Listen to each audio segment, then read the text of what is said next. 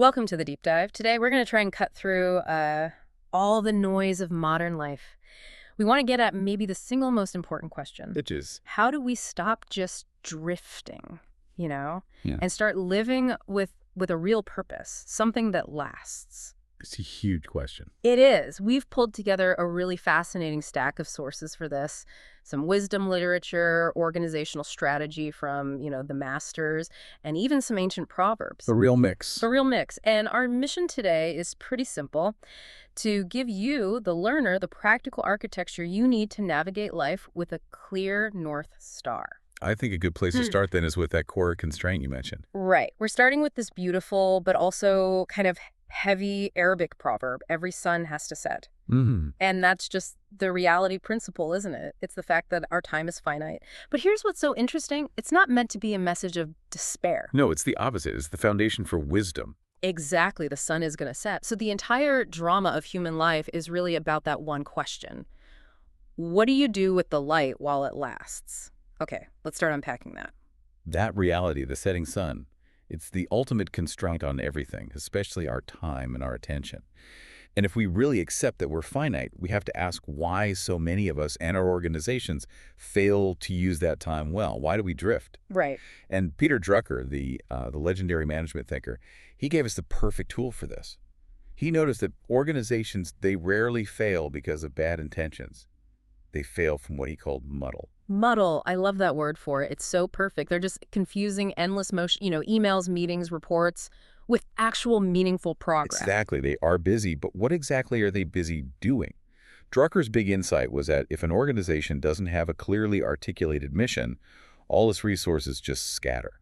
People work hard, they look stressed, but then years go by and Yeah, nothing of lasting value has been created. that's the organizational drift. It is. And his prescription for management was like diagnostic surgery. He'd ask, is your organization delivering the results it should? If not, you have to articulate your mission. That clarity is everything. It is, because a real mission forces you to make hard choices. It means setting clear goals and organizing your resources only for those results. Without that mission, well, any direction feels fine, which means you're really going nowhere, just reacting. And you can see that pattern in individuals, too. Absolutely. If we take that idea and bridge it to the individual, we run right into Leo Tolstoy. He saw the same dynamic in human souls that Drucker saw in companies. So why do individuals drift? He said it's because we cling to what he called false faith. These are the comfortable lies that, they actively eat up our finite time. Okay, what kind of false faiths are we talking about? I mean, the obvious one is believing we have all the time in the world. That's the big one, yeah, but it fuels all the others. The lie that our intentions matter more than our results. The lie that being busy is the same as being productive. But maybe the worst one, the one Tolstoy really honed in on, was mistaking the coffin for the life. Wow. Mistaking the coffin for the life. That's visceral. What does that look like today? Oh, it's everywhere. It's the relentless focus on polishing the externals, the resume, the job title, the social media feed, just accumulating stuff. You are basically preparing this beautiful, well-organized container, a coffin, for a life you haven't actually lived yet. Yeah. You're optimizing the packaging while the content is still hollow, and the sun's going to set no matter how impressive your LinkedIn profile is. That is powerful. So, okay, if drift is the disease, Tolstoy didn't just diagnose it. He gave us a solution, what he called the two-part work of awakening. Right. He said the central task for any human is to move from an irrational beginning to a rational beginning. And he laid out the steps, starting with this radical self-honesty he called diagnosis. His words were, see all irrational, unwise things in life and direct your attention to them and study them. And that's not just casual thinking. It's a full-on, unflinching inventory of yourself. And this diagnosis, this is the hard work. What are the habits you hold on to out of comfort or fear that just don't serve your mission? What fears are you dressing up as being prudent? Like procrastinating on the important stuff. Or the reflexive doom scrolling? Or prioritizing tiny emails over deep, meaningful work? Those are the irrational habits that just eat the light. But if you only do the diagnosis, you could just get trapped in despair, right? Just focusing on everything that's broken. Precisely. Which is why diagnosis is useless without the second step, vision. You have to simultaneously understand the possibility of a rational, wise life. So you see the problem and the solution at the same time. Yes. He said the true purpose of all the teachers of mankind throughout history was to show us both things. the prism, which is the disease of the irrational, and the key, the possibility of the cure. If you diagnose the muddle without articulating the mission, you just give up. I love that. It's about looking at your worst habits while holding on to your highest potential. It's incredibly demanding, which brings us back to Tolstoy's challenge. Accept the teaching of Christ as it is, clear and simple, then you will see that we live among big lies. And what's so fascinating there, no matter your personal spiritual beliefs, is the principle itself. How so? When you hold yourself up to any high ethical standard, whether it's radical compassion or service or integrity, all the comfortable little compromises we make every day are suddenly exposed. Those are the big lies. Those are the big lies we've internalized. The source material points to a few: the pursuit of status over service, hoarding resources, and just endlessly putting off authentic living. These are the things that keep us busy polishing the coffin. Exactly. These small compromises consume that precious finite life we started with. Okay, so if our time is that sacred and we're committed to this rational beginning, then every choice about how we use our effort matters a lot, which brings us to the discipline you need to maintain direction. And the quality of that effort. Right, which Josh Waitzkin frames so well as quality over quantity. We confuse effort with effectiveness all the time. We do. Waitzkin says there's no better confidence than knowing nobody trained as hard as you, but even more important, as good as you. As good as you. This is such a critical distinction. You can put in 10,000 hours, but if you spend most of that time just repeating the same mistake, only faster, you haven't achieved mastery. You've just achieved high-speed mediocrity. The effort has to be directed. It has to be intelligent. And focused on real transformation. I remember that key principle from the sources. Don't practice until you get it right. Practice until you can't get it wrong. That's the difference. That's internalizing excellence. And here's the crucial nuance, especially for our learners. If this all sounds like some grim, joyless grind, you're going to fail. The source material is so clear on this. Practice should be a joy, not a chore. That feels like a contradiction to a lot of people. They think excellence requires suffering. But it can't. Not in the long run. This is a vital correction to the whole hustle culture thing. If your pursuit of excellence feels like a punishment, you're just burning willpower, and that's a finite resource. You'll quit. So where does the sustainability come from? It comes from fascination, from that deep, almost scientific satisfaction you get from tiny improvements. Joy and intense quality, they're partners, not enemies. If you don't love the process, you won't be around long enough to master anything.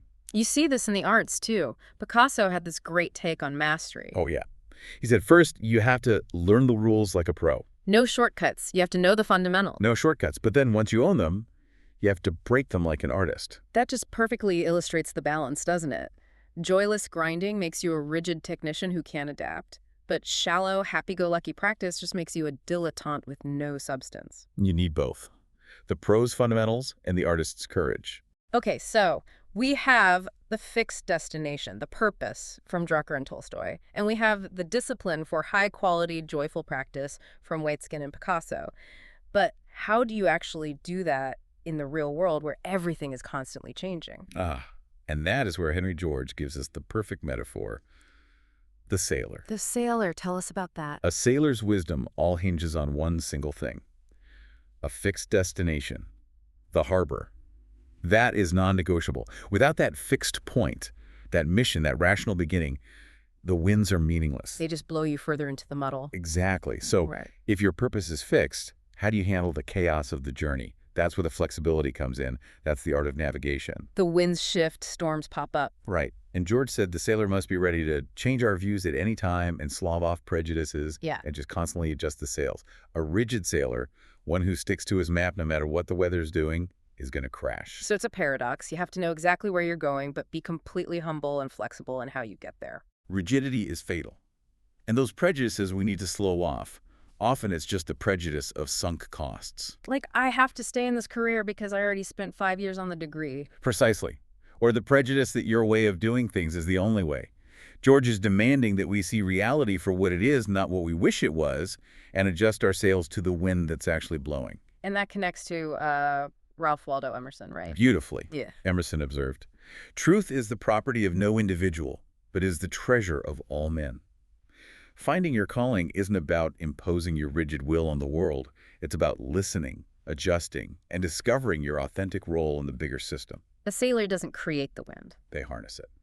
Okay, so if the harbor is finding that authentic role, then managing our internal resources, our attention, our memory, that becomes critical for the journey. Yes, the economics of attention. I was struck by Joe Hayes's proverb, a secret told is a secret lost. It feels like a clue. Whatever you focus on, you give power to. You amplify it. Attention is our most precious resource. We have to be so strategic about where we point it, which leads us straight to the memory bank strategy. Deposit only positive thoughts in your memory bank. Only withdraw positives. Now, this isn't just a feel-good mantra. This is strategic cognitive resource allocation. Your memory works in loops, in confirmation bias. So if you spend all your time replaying grievances and failures, Well, you build a really strong neural network for resentment. And when you need to make a decision, you withdraw that resentment and you find new reasons to be cynical. but if you strategically deposit lessons learned, moments of gratitude, times you were courageous, Then when you need strength, you withdraw positive confirmations. You see opportunities, not obstacles. this is so important when dealing with mistakes. Oh, absolutely. Because growth is messy. Jean Giraudoux observed that only the mediocre are always at their best. That's good. It's true. Growth means reaching beyond what you can currently do, which guarantees you're going to stumble. Excellence requires risk, and risk means failing sometimes. So the key isn't to avoid failure, it's how you process it. We have to learn from it, but not dwell in it. Exactly. Don't engage in that paralyzing self-flagellation. Deposit the lesson, the tactical insight into the memory bank, but withdraw the courage you earned by surviving it. If you waste today's light reviewing yesterday's shame, you're missing the chance to adjust your sails right now. So we've covered mission, discipline, navigation, internal focus. But what's the point of all this mastery and effectiveness? This brings us to the ultimate measure, the final truth that kind of flips the whole script on achievement culture. From Plautus, where there are friends, there is wealth. This just refocuses everything. If we spend our light effectively, what do we actually have to show for it when the sun finally sets? It's relationships. That's the ultimate measure of a life well lived. All the strategy in the world can't replace a genuine connection. And that African proverb we looked at makes this so visceral, tying right back to Tolstoy. No matter how beautiful and well-crafted a coffin might look, it will not make anyone wish for death. Our achievements. The perfect resume, the titles, the money. They're the coffins. They're beautiful containers, but they are not a substitute for a life fully lived. And that life is measured in earned, genuine friendship and love. This adds a real urgency to everything. The sun is setting on this specific group of souls, your life, the lives of the people you love. Which is why that urgency has to become action. Never waste an opportunity to tell someone you love them. Because love spoken and acted on is the only resource that actually grows when you give it away. It is. And Lao Tzu gives us the architecture for how that wealth is actually built. It's a progression of kindness. Okay, walk us through that. He says kindness in words creates confidence. That's the basic level, building trust. Then kindness in thinking creates profoundness. That's giving someone the benefit of the doubt, seeing their best self even when they stumble.